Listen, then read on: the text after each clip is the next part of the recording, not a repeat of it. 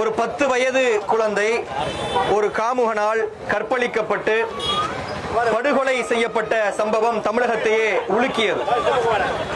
அதை தொடர்ந்து சட்டம் ஒழுங்கு முழுமையாக கட்டுக்குள் கொண்டு வரப்படும் என்கின்ற எண்ணத்தோடு இருந்த தமிழக மக்களுக்கு அதிர்ச்சி அளிக்கக்கூடிய வகையில் திருவண்ணாமலையில் கிரிவலம் சென்ற பெண்கள் பாலியல் ரீதியாக துன்புறுத்தலுக்குள்ளாக்கப்பட்ட சம்பவம் நடந்தது.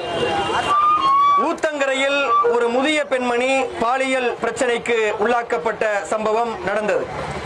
இவ்வாறு நாளொரு மேனியும் பொழுதொரு வண்ணமுமாக தமிழகத்தில் ஏராளமான பாலியல் வன்முறை சம்பவங்கள் நடந்து கொண்டிருக்கக்கூடிய இந்த பாலியல் வன்முறை சம்பவங்களை தடுக்க வேண்டிய கடமையை வலியுறுத்தியும் அரசாங்கத்திற்கு இருக்கக்கூடிய கடமைகளை எடுத்துச் சொல்லக்கூடிய வழியிலும் மக்கள் பின்பற்ற வேண்டிய வழிகளை எடுத்து சொல்லக்கூடிய வகையிலும் இந்த பேரணி என்பது தற்போது தொடங்க உள்ளது. கடுமையான சட்டங்களை நிறைவேற்றுவதோடு மட்டும் இல்லாமல் போதைப் பொருட்களை ஒழிப்பது, மதுவை முழுமையாக தடை செய்வது, சினிமாக்களில் ஆபாசங்கள் இடம்பெறக்கூடிய விஷயங்களை கட்டுப்படுத்துவது போன்ற பல்வேறு விஷயங்களை வலியுறுத்தியும் அதை மக்களுக்கு மத்தியிலே விழிப்புணர்வை ஏற்படுத்தக்கூடிய வகையிலும் இந்த பேரணி என்பது இங்கே தொடங்க இருக்கின்றது. ஆயிரக்கணக்கான மக்களினுடைய ஒரே கோரிக்கை, இந்த தமிழகம் பாதுகாப்பு மிக்கதாக பெண்களுக்கும் குழந்தைகளுக்கும் இருக்க வேண்டும் என்பதுதான். அதற்கான வழிமுறைகளை எடுத்து சொல்லக்கூடிய பேரணி தற்போது துவங்குகிறது. இந்த பேரணியில் கலந்து கொண்டிருக்கக்கூடிய ஒவ்வொரு சகோதரர்களுக்கும் சகோதரிகளுக்கும் குழந்தைகளுக்கும் பெண்களுக்கும் நன்றி கூறியவர்களாக இந்த பேரணியை துவங்குகிறோம். மனித மிருகங்களால் சிதைக்கப்பட்ட அப்பாவி சிறுமிகளுக்கும் அபலை பெண்கள் அனைவருக்கும் நீதி கேட்கும் பேரணி. மனித மிருகங்கள் குதிரை கிழித்த அப்பாவி கோவை சிறுமிக்கு இழைக்கப்பட்ட அநீதியை கண்டித்து ஆர்த்தெழுந்த பேரணி. காமக்கழுகும் பருந்துகளும் பட்டமடிக்கும் உலகத்திலே விவரம் அறியாய் கோழி குஞ்சாய் சிக்கிக் கொள்ள வேண்டாமே.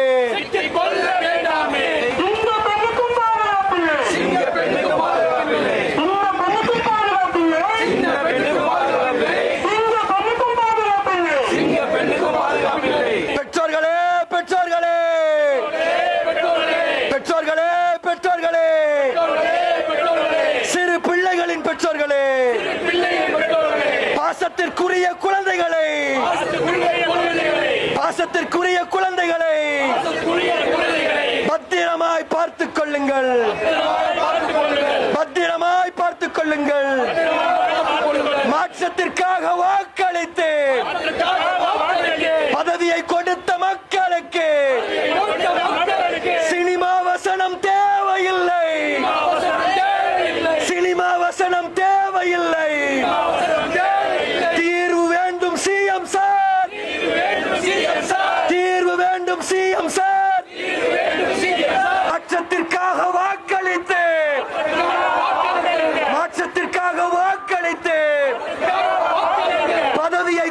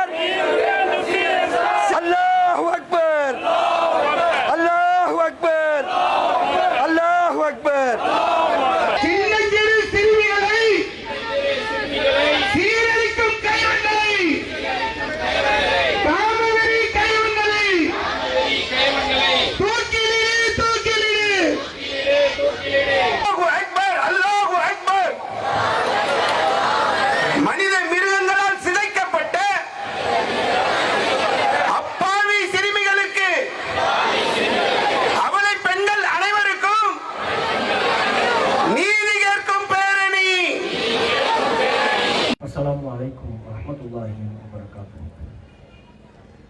பேரன்பிற்கும் பெருமதிப்பிற்கும் உரிய பெரியோர்களே, தாய்மார்களே, தற்போது நடைபெற்றுக் கொண்டிருக்கிற இந்த பேரணி தமிழகத்தில் தொடர்ச்சியாக நடைபெறுகிற பெண்களுக்கு எதிரான பாலியல் ரீதியான குற்றங்கள், பெண்களை பாலியல் வல்லுறவுக்கு ஆளாக்கிவிட்டு கொலை செய்யக்கூடிய மாபாதக செயல்கள், இவை தமிழகத்தில் அண்மை காலமாக தொடர்ச்சியாக அதிக அளவில் நடைபெறுகிறது. அவற்றை தடுத்து நிறுத்த வேண்டும். உரிய விதத்திலே தமிழ்நாட்டில் பெண்களுக்கு பாதுகாப்பு வழங்கிட வேண்டும். மிக குறிப்பாக எதுவும் அறியாத சிறுமிகளும்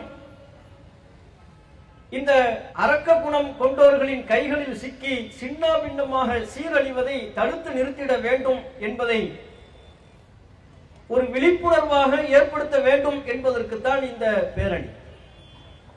தமிழகத்திலே தமிழ்நாடு தௌஹீத் ஜமாத்தின் சார்பாக இன்றைக்கும் நாளைக்குமாக ஒட்டுமொத்த தமிழகத்தில் 50க்கும் அதிகமான இடங்களிலே இந்த பேரணியை நாம் நடத்தி கொண்டிருக்கிறோம். நமது நாட்டை பொறுத்தவரை பெண்கள் என்றாலே போற்றுகிற நாடு. பெண்களை அதிக அளவில் போற்றுகிற மாநிலம் இந்த தமிழ்நாடு. பெண்கள் நாட்டின் கண்கள் என்போம். மங்கையராய் பிறப்பதற்கு நல்ல மா தவம் செய்திடல் வேண்டும் என்று கவி பாடி பெண்களுக்கு பெருமை சேர்க்கின்றோம். நமது நாட்டில் நீதி வழங்கக்கூடிய முறையை கூட ஒரு பெண்ணாக உருவகித்து நீதி தேவதை என்று சொல்லி பெண்களை கண்ணியப்படுத்துகிறோம். நதிகளுக்கும் ஆறுகளுக்கும் கூட பெண்கள் பெயர் சூட்டி மகிழ்கிறோம். மேடைகளிலும் பட்டிமன்றங்களிலும் குடும்பத்தின் ஆணிவேர் பெண்கள், வீரத்தின் விளைநிலம் பெண்கள் என்றெல்லாம் பெண்களை பற்றி புகழாத மக்களே கிடையாது. அந்த அளவிற்கு நமது தமிழ்நாட்டிலே, இந்த இந்திய திருநாட்டிலே பெண்கள் அதிகமாக போற்றப்படக்கூடிய ஒரு சூழல் இருக்கின்றது. ஆனால் இன்னொரு புறத்திலே அவ்வாறு பெண்களை போற்றக்கூடிய போற்றுதல்கள் எல்லாமும் வெற்று சடங்குகள் தாமா என்று நம்மை நாமே கேள்வி கேட்டுக் கொள்ளக்கூடிய அவலநிலை இருக்கின்றது. வெளியில் இவ்வாறு பெண்களை புகழ்கிறோம், ஆனால் பெண்களுக்கு எதிராக நடைபெறக்கூடிய தொடர்ச்சியான குற்ற செயல்கள், அவற்றை ஒரு சமூகமாக தடுத்து நிறுத்துவதில் நாம் தோல்வி அடைகிறோம். ஒரு அரசாக தோல்வி அடைகிறோம். ஒரு நீதி அமைப்பு முறையாக தோல்வி அடைகிறோம். நாடெங்கிலும் குற்ற செயல்கள்.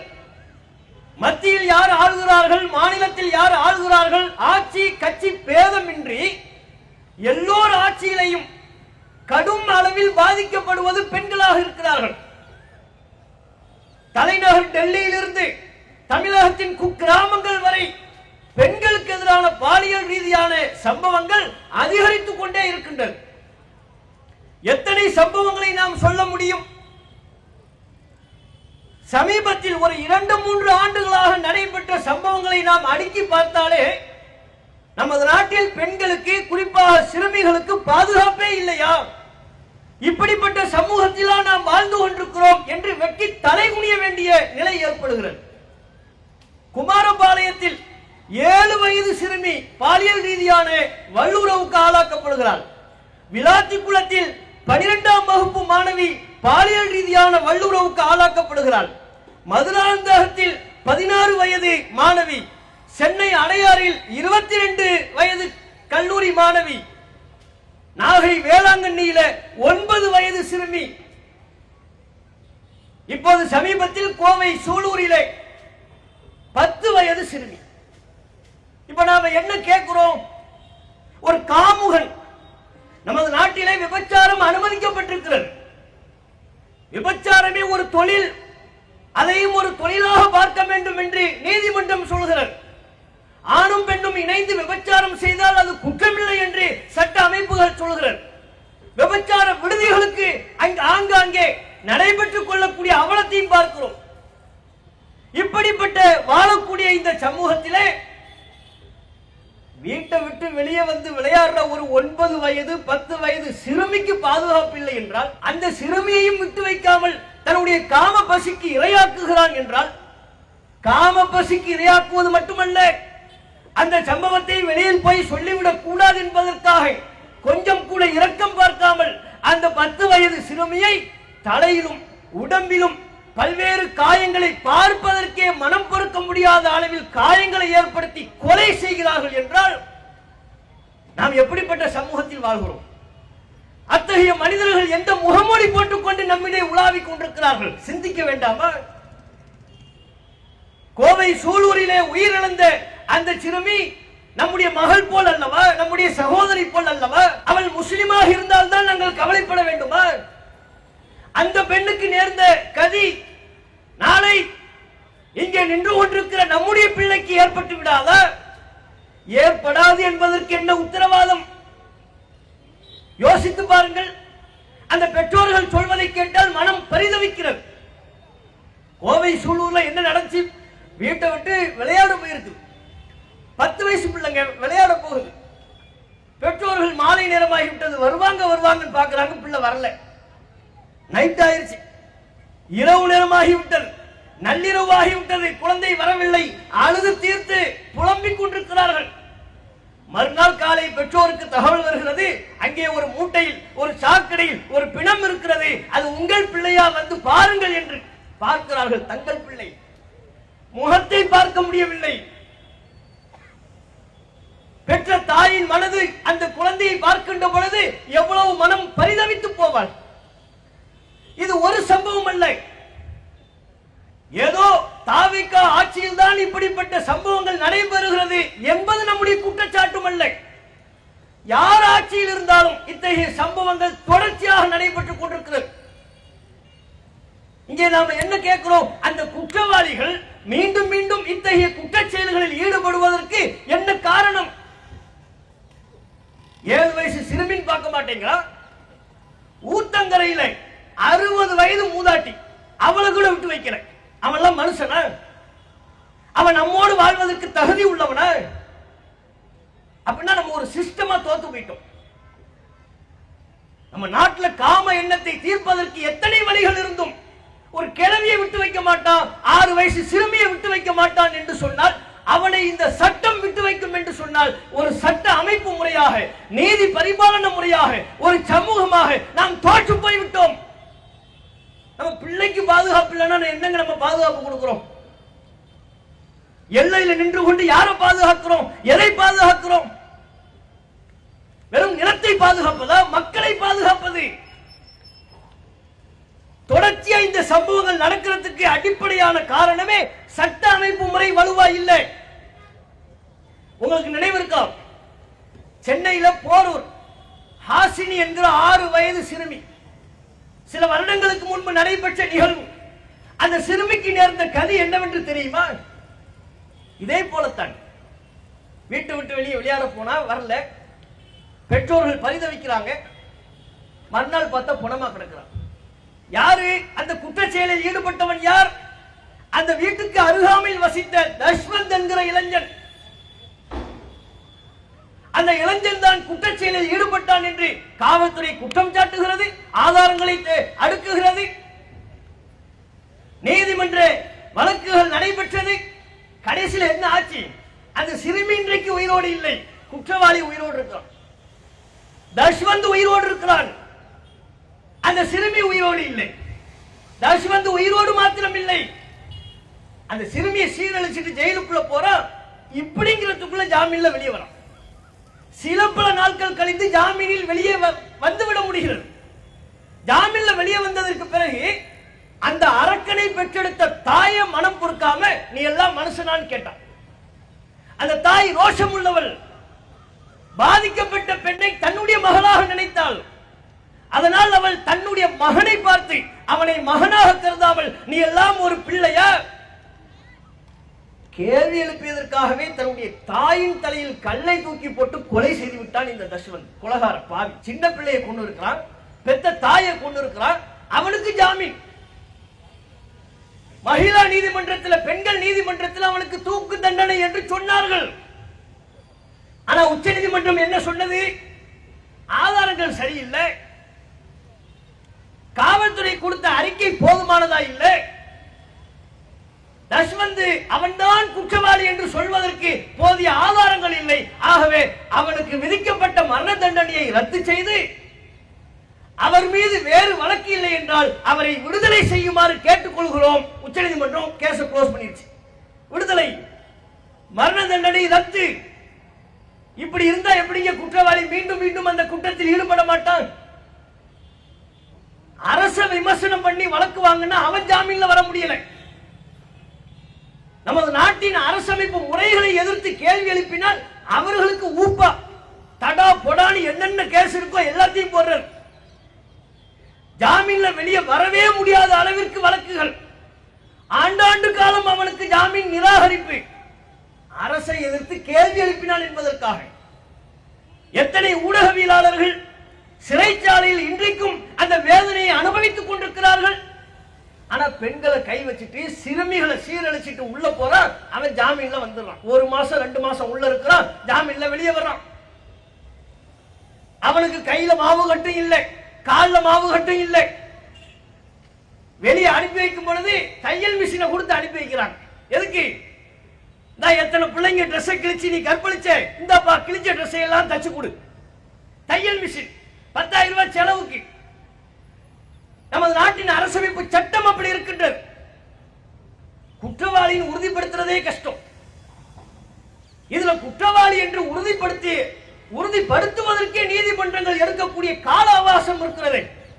குறிப்பா பெண்களை, சிறுமிகளை பாலியல் ரீதியாக வல்லுறவு செய்த அந்த குற்றவாளிகளை நீதிமன்றமோ இழுத்தடிக்குது. 20 வயசுல ஒரு பொம்பளை மேல கை வைக்கிறான், ஒரு சிறுமி மேல கை வைக்கிறான். வழக்கு ஓடுது ஓடுது ஓடுது.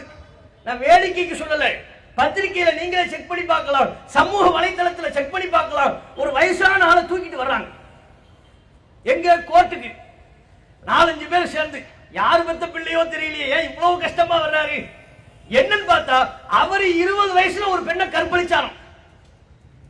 அவருக்கு தூக்கு தண்டனை என்று தீர்ப்பளித்து விட்டதாம் நீதிபதி. எப்போ?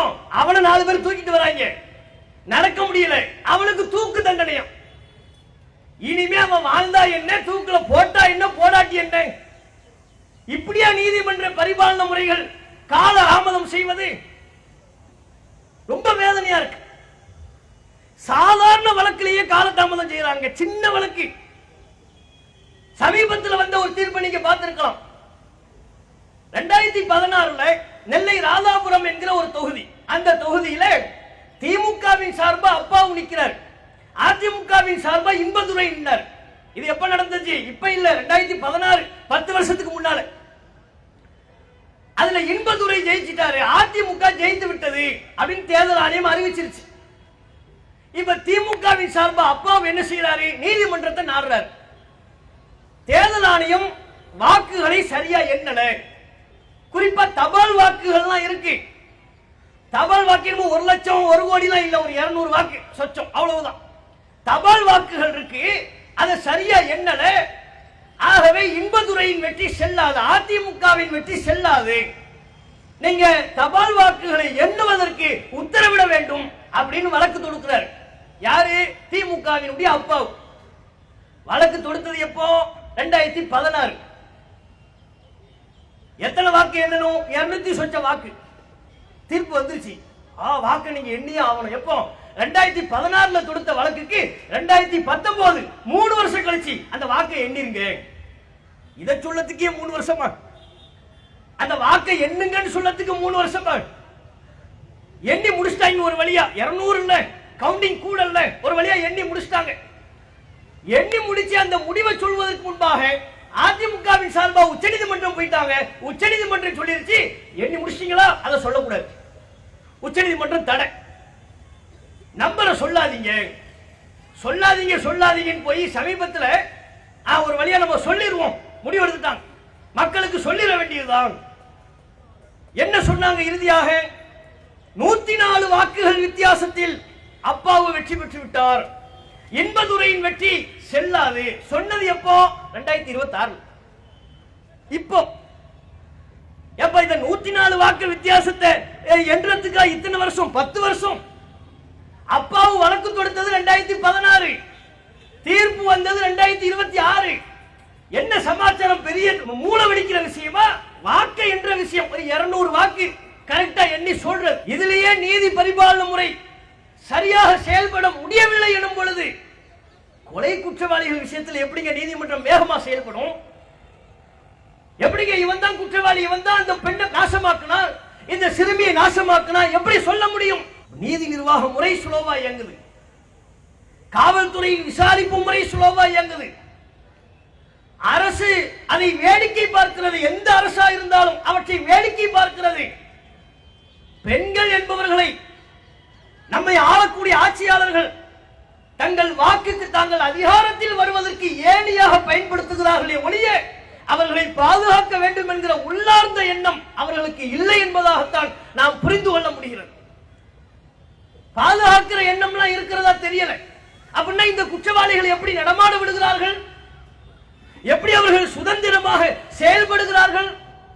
ஒரு பெண்ணை, ஒரு சிறுமியை சீரழித்து விட்டான், குற்றம் நிரூபணமாகிவிட்டது, சிறைக்கு சென்று விட்டானா வாழ்நாள் முழுக்க சிறை, நோ ஜாமீன், ஜாமீன்ல வெளியவே வர முடியாது. அப்படின்னு இருந்தா தானங்க அவனுக்கு பயம் வரும். இது எதற்கு? கைய வச்சாலே, பெண்ணு மேல கைய வச்சா, சிறுமி மேல தப்பான நோக்கத்துல கைய வச்சா அவனுக்கு வாழ்நாள் சிறை என்கிற அச்சம், பயம் குற்றவாளிகளுக்கு ஏற்படும். அதுவே ஒரு பெண்ணை சீரழித்து கொலை செய்து விட்டானா, ஒரு சிறுமியை நாசப்படுத்தி கொலை செய்து விட்டானா, அந்த ஈவு இரக்கமற்ற காட்டு மிராண்டிக்கு மரண தண்டனை விதிக்க வேண்டும். கொஞ்சம் கூட இதுல கண்ணை காட்டக்கூடாது. ஆனா துரதிருஷ்டவசமா நம்முடைய நாட்டில் பாலியல் வழக்கில் மரண தண்டனை நிறைவேற்றப்பட்டவர்கள் 2 பேர் 3 பேர், அவ்வளவுதான். ஒட்டுமொத்தமா குற்றச்செயல்கள் அதிகமா நடக்குது, நாள்தோறும் நடக்குது. தண்டனை பெற்றவர்களின் எண்ணிக்கை சொற்பம், 2ஓ 3ஓ. நிர்பயா வழக்குல தூக்கில போடப்பட்டான், அதுக்கு முன்னால ஒரு வழக்குல தூக்கில போடப்பட்டான், அவ்வளவுதான். அதற்கு பிறகு பாலியல் வழக்கில் தூக்கில் ஏற்றப்பட்டவர்கள் என்கிற சம்பவமே நம்ம நாட்டில் இல்லை. அப்ப எந்த அளவுக்கு நம்ம பலவீனமா இருக்கிறோம்? ஏன் அவனுக்கு மரண தண்டனை விதிப்பதில் என்ன பிரச்சனை? மரண தண்டனை சொன்ன உடனே தான் மனித உரிமை ஆணையம்லாம் உருவாங்க. அதுவரை எங்க இருப்பாங்கன்னே தெரியாது. நம்ம நாட்டில் மனிதர்களுக்காக உரிமை கேட்டு வாங்கக்கூடியவர்களை தவிர மற்ற எல்லா ஆணையமும் ரொம்ப சிறப்பா செயல்படும். நாய் கடிச்சு போதரும் நம்ம பிள்ளைய காப்பாத்தலாம்னு போனா ஒரு குரூப் வரும், நாயை காப்பாத்துங்க, அதுகிட்ட இருந்து எங்க பிள்ளைய காப்பாத்தணும்டா. அவன் கேட்பான், இல்ல நாயை காப்பாத்தி ஆகணும், நாயை காப்பாத்துங்க, அதுக்கு ஒரு கூட்டம் வரும். மாடுனால, ரோட்ல போகக்கூடிய மாடுகளால விபத்து ஏற்பட்டு பல வாகன ஓட்டிகள் அவதிப்படுவாங்க, காயம் அடைவார்கள், அவங்கள காப்பாத்துங்க சொன்னா இல்ல இல்ல மாடை காப்பாத்துங்க, அதுக்கு ஒரு குரூப் வரும். விலங்கு சமூக விலங்கு ஆர்வலர்கள் அதே மாதிரி தான் மரண தண்டனை கொடுங்கன்னு சொல்லிட்டா உடனே மனித உரிமை ஆர்வலர்கள் பேர்ல வரும். அதெல்லாம் கொடுக்க கூடாது, அவனும் மனிதன் அல்லவா, அவனுக்கு இரக்கம், அவன் மீது இறக்கப்பட வேண்டாமா, அவனுக்கு எதுக்கு இறக்கும்? என் பிள்ளை மேல, என் சகோதரி மேல, அக்கம் பக்கத்து வீட்டாரின் பிள்ளை மீது இரக்கம் இல்லாத அந்த காட்டு மிராண்டி மீது நாம் ஏன் இரக்கம் கொள்ள வேண்டும்? நபிகள் நாயகம் காலத்தில் ஒரு நிகழ்வு நடைபெற்றது. அல்லாஹ்வின் தூதர் தான் ஆட்சியாளர். மதீனாவின் தெருக்களிலே ஒரு சிறுமி நகை அணிந்து கொண்டு சென்றாள். திருடர்கள் நகையின் மீது ஆசைப்பட்டு அந்த பெண்ணின் தலை மீது கல்லை எறிந்து நகையை பறித்து விட்டார்கள். மிக விரைவாக குற்றவாளி பிடிக்கப்பட்டார்கள். அந்த சிறுமியின் தலையில் எப்படி கல்லை போட்டு நசுக்கி கொலை செய்தானோ அது போலவே சிறுமியை கொலை செய்த கொலை குற்றவாளியும் தலை நசுக்கப்பட்டு கொலை செய்யப்பட்டான். இதுதான் அல்லாஹ்வின் தூதருடைய ஆட்சி. இஸ்லாம் சொல்லக்கூடிய குற்றவியல் சட்டம். கண்ணுக்கு கண்ணு, பல்லுக்கு பல்லு. திருடுனா கையை வெட்டு. திருடுனா கையை வெட்டினா அதுக்கப்புறம் அவன் கை திருடுவதற்கு போகுமா? சின்ன பிள்ளை மேல கை வைக்கிறானா தூக்கி ஜெயில போட்டு உனக்கு வாழ்நாள் முழுக்க சிறை. பெண்ணை நாசப்படுத்தியா உனக்கு தூக்கு தண்டனை. எப்ப அவன் கிழவனானதற்கு பிறகு அல்ல, அவன் இளமையில் இருக்கின்ற பொழுதே செஞ்சா மற்றவனுக்கு அந்த குற்றத்தை செய்வதற்கு துணிவு வருமா? அதைத்தானுங்க பெற்றோர்கள் கேட்கிறாங்க. நாம யாருடைய மனநிலையிலிருந்து பார்க்கறது தெரியுமா? எவன் தன் பிள்ளையை இழந்திருக்கிறானோ, தன் சகோதரியை இழந்திருக்கிறானோ, தன் சொந்தக்கார சிறுமியை இழந்திருக்கிறானோ, அவன் படக்கூடிய மனவேதனையிலிருந்து நம்ம பார்க்கணும். அப்படி மனவேதனை அடையக்கூடியவர்கள் எப்படிப்பட்ட கருத்துக்களை சொல்கிறார்கள்?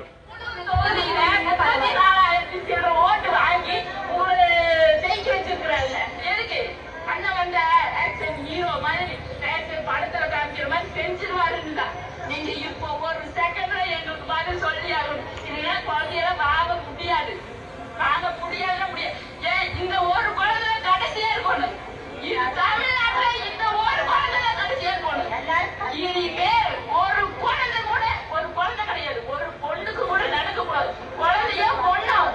ஆனா இனி தமிழ்நாட்டுல எந்த பெண்களுக்கு ஒரு அநீதி நடக்காதுன்னு உத்தரவு சொல்லுங்க. அப்பதான் அது சொன்னாதான் நாங்க இப்ப குழந்தைய வாங்குவோம். பொதுமக்கள் நாங்க இருக்கிறோம். என்ன எதுக்கு எதுக்கு கைக்கு வச்சாங்க? யார் கேட்கறது?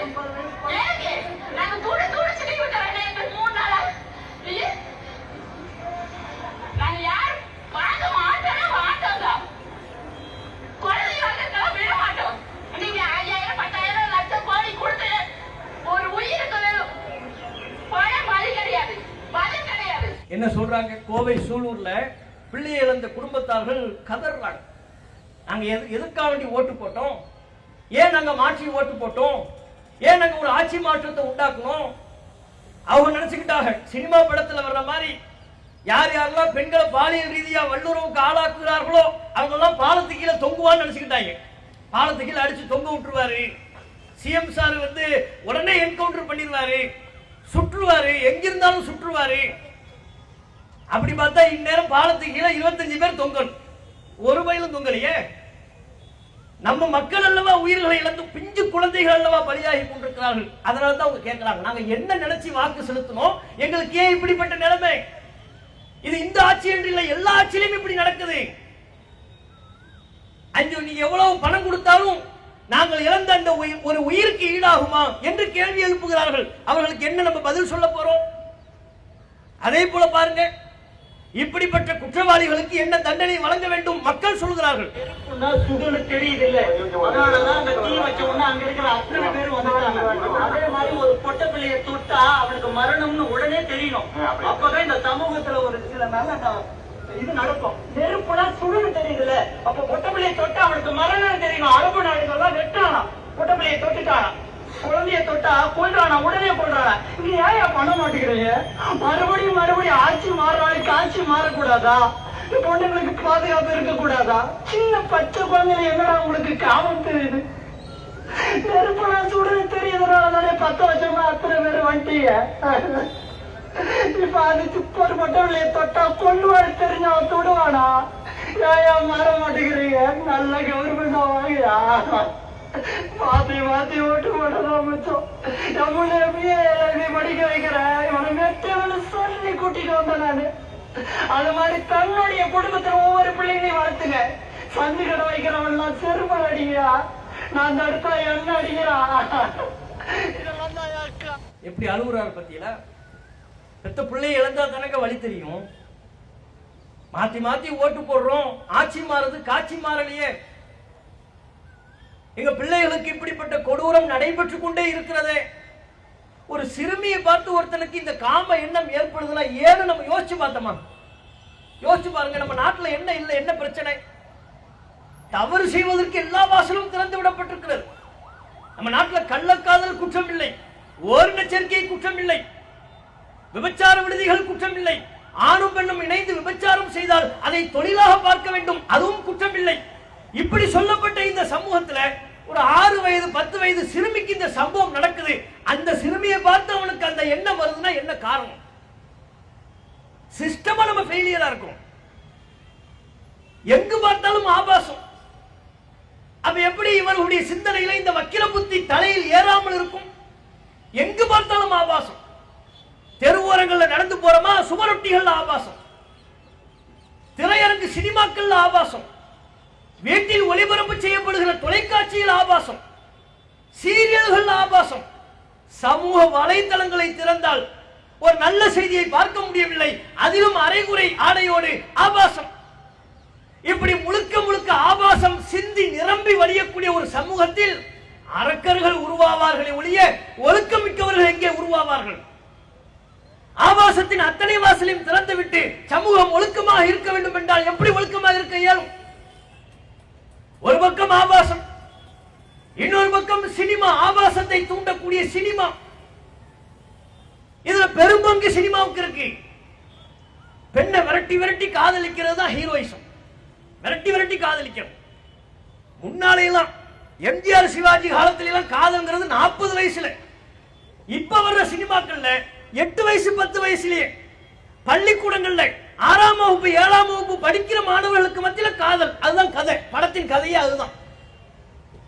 எப்படி 2 பேரும் காதல் பண்ணணும், எப்படி பெற்றோர்களை எதிர்க்கணும், எப்படி ஒழுக்க கேட்ல விழணும், எப்படி சீரழியணும், எங்கெங்கெல்லாம் சுத்தணும் கேட்டா சமூகத்தில் நடக்குங்கிறாங்க. சமூகத்தில் நடப்பதை சமூகம் குற்றம் என்கிறது. பெற்றோர்கள் கண்டிக்கிறார்கள், அக்கம் பக்கத்தவர்கள் கண்டிக்கிறார்கள். ஆனா சினிமா அதை ஹீரோயிசமா காட்டு, நார்மலைஸ் பண்ணுது. பெண்ணை விரட்டி விரட்டி துரத்துறது. அவன் முடிய எப்படி வச்சுக்குவான், முடிய வைத்துக் கொண்டு கிழிஞ்ச சட்டையை போட்டுக்கிட்டு, பேண்ட் கிழிஞ்சிருக்கும், எங்கேயும் ரோட்ல விழுந்து எஞ்ச மாதிரி வருவான், முட்டுக்கால்லாம் கிழிச்சுக்கிட்டு, சிகரெட்டு பறக்கணும். அப்படி சுத்தி விட்டான்னா 10 சுத்து போயிட்டு வாயில வந்து விழணும். விழுந்தான்னா சூப்பர் பா, இவர் தான் ஹீரோ. இப்படித்தான சினிமாக்கள்ல காட்டுறாங்க. அப்ப பெண்கள் பின்னால் சுற்றுவதையும் பெண்களுக்கு பாலியல் தொல்லை கொடுப்பதையும் ஹீரோயிசமாக சினிமாக்கள்ல காட்டி நார்மலைஸ் பண்ணா அந்த சமூகத்துல என்ன ரிசல்ட் வரும்? இன்னொரு பக்கம் அரசே முன்னின்று நடத்தக்கூடிய மதுபான கடைகள், சுதந்திரமாக விற்கப்படுகிற கஞ்சா போன்ற போதை பொருட்கள். நீங்க நம்ம நாட்டில் நடக்கிற பாலியல் சம்பவங்களை தொகுத்து பாருங்க. 90 விழுக்காடு பாலியல் சம்பவம், 90 விழுக்காடு பாலியல் சம்பவம் எந்த நேரத்தில் நடைபெறுகிறது தெரியுமா? அந்த பாலியல் குற்றத்தில் ஈடுபட்டவர்கள் போதை பொருளை உட்கொண்ட நிலையில், ஒண்ணு கஞ்சா சாப்பிட்டிருப்பான், இல்ல மது குடிச்சிருப்பான். இந்த நிலையில தான் இந்திய நாட்டில் 90% பாலியல் குற்றம் நடக்குது. அப்ப அந்த குற்றத்தின் பின்னணியில அடித்தளமா அச்சாரமா போதை பொருள் இருக்கா, கஞ்சா இருக்கா, அபின் இருக்கா, அரசே முன்னின்று நடத்தக்கூடிய மதுபான கடைகள் இருக்கா? இதையெல்லாம் திறந்து வச்சு சமூகம் ஒழுக்கமா மாறணும். எப்படி மாறுவான்? மாறுவதற்கான சூழல் இங்க எங்கே இருக்கு? இதை மாற்றணும். ஒரு அரசாங்கம் பெண்களை பாதுகாக்க வேண்டும் என்று நினைத்தால் மதுபான கடைகளை இழுத்து மூட வேண்டும், ஆபாச சினிமாக்களை தடை செய்ய வேண்டும், போதை பொருட்களை முற்றாக ஒழிக்க வேண்டும், கஞ்சா பொருட்களை கண்காணித்து தீவிரமாக தடுக்க வேண்டும், சட்டத்தை கடுமையாக்க வேண்டும். இது நடந்தால்தான் நம்ம நாட்டில் பெண்களுக்கு பாதுகாப்பு கிடைக்கும். அந்த பாதுகாப்பை வலியுறுத்தி தான் தமிழ்நாடு தௌஹீத் ஜமாத்தின் சார்பாக தமிழகம் முழுக்க 50க்கும் மேற்பட்ட இடங்களிலே இந்த பேரணியை நடத்தி கொண்டிருக்கிறோம். இதன் மூலம் மக்கள் விழிப்புணர்வு பெற்று அரசாங்கத்துக்கு கடமை இருப்பதை போல பெற்றோர்கள் நமக்கும் கடமை இருக்கு. பெண்களுக்கு டச்ச பத்தி பாடம் நடத்தணுமா? குட் டச் எது, பேட் டச் எது, எது நல்ல தொடுதல், எது கெட்ட தொடுதல், அதிகம் பாடம் நடத்தணும். சிம்பிளா ஒரு வார்த்தையில சொல்லிடலாமே, டோன்ட் டச். அந்நிய பிள்ளைங்க யாருமே தொடக்கூடாது, அந்நிய பசங்க யாருமே தொடக்கூடாது அப்படின்னு சிம்பிளா முடிக்கிறதுக்கு பதிலா இது குட் டச், இது பேடு டச், இங்க தொட்டா குட் டச், இங்க தொட்டா பேடு டச். அது எதுக்கு? அந்த அந்த சமாச்சாரம் கொஞ்சம் கூட பலனளிக்காது. பெற்றோர்கள் நாம பொறுப்பா இருக்கணும். நம்ம பிள்ளைகளை, நம்ம அக்கம் பக்கத்து பிள்ளைகளை கண்காணிக்கணும். யாரோடு பழகுறாங்க, யாரோடு பேசுறாங்க, எங்கே செல்கிறார்கள், அவர்களின் நட்பு வட்டாரம் என்ன, அவர்களின் பழக்க வழக்கம் என்ன, யாரோடு, எல்லாவற்றையும் கண்காணிக்கணும். அந்நிய நபர்களை தொடுவதற்கு அனுமதிக்க கூடாது. பெண் பிள்ளைகள், தலைக்கு மேல் வளர்ந்து விட்ட பெண் பிள்ளைகள் என்றால் இந்த சமூகத்தில் தொடுவதற்கு அனுமதிக்க கூடாது. அப்படிப்பட்ட ஒரு சமூகத்தை, அப்படிப்பட்ட ஒரு மோசமான நிலையை கொண்டு வந்து விட்டுட்டாங்க. இந்த அரக்கர்களால் அப்படி ஒரு வெக்கி தலை குனிய வேண்டிய ஒரு நிலைக்கு விட்டுட்டாங்க. ஆகவே பெற்றோர்கள் விழிப்புணர்வோடு இருந்து நம்முடைய பிள்ளைகளை பாதுகாக்க வேண்டும். அரசாங்கம் சட்டத்தினை கடுமையாக்க வேண்டும் என்பதை இந்த நேரத்தில் வலியுறுத்தி என்னுடைய உரையை நிறைவு செய்து கொள்கிறேன். வாஹிர் தஅவானா அனில் ஹம்துலில்லாஹி ரப்பில் ஆலமீன். அஸ்ஸலாமு அலைக்கும் வரஹ்மத்துல்லாஹி வபரகாத்துஹு. அல்லாஹு அக்பர், அல்லாஹு அக்பர்.